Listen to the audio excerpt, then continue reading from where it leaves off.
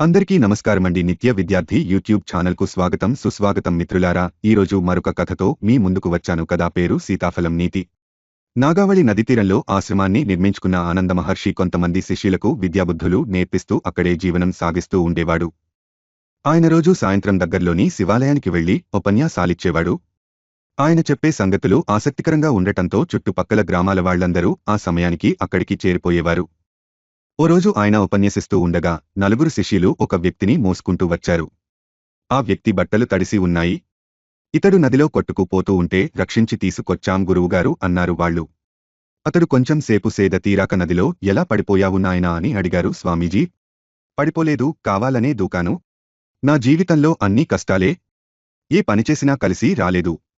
ఆఖరికి భార్యా పిల్లల్ని కూడా పోషించుకోలేక జీవితం మీద విరక్తితో చచ్చిపోదామని ఇలా చేశాను అన్నాడు. అంతా విన్న స్వామీజీ సరే, బాగా నీరసంగా ఉన్నావు. ఈ పండు తిను అంటూ ఒక సీతాఫలాన్ని అందించారు. అతడు ఆవురావురంటూ ఆ పండును తినేశాడు. స్వామీజీ ప్రశాంతంగా అతడికేసి చూస్తూ పండంతా తిన్నావు కాని గింజలు మాత్రం ఉమ్మేశావేం అని ప్రశ్నించారు. ఆ ప్రశ్న విన్న జనమంతా ఆశ్చర్యానికి లోనయ్యారు.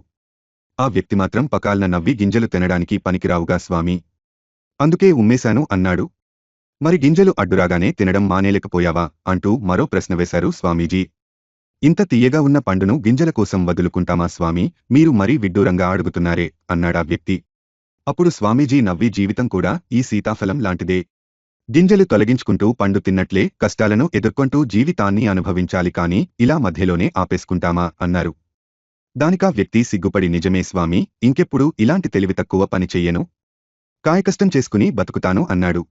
ఇదంతా చూస్తున్న గ్రామస్థులందరూ ఆనందంగా చప్పట్లు కొట్టారు. మరల మరొక్క కథతో మీ ముందుకు వస్తాను.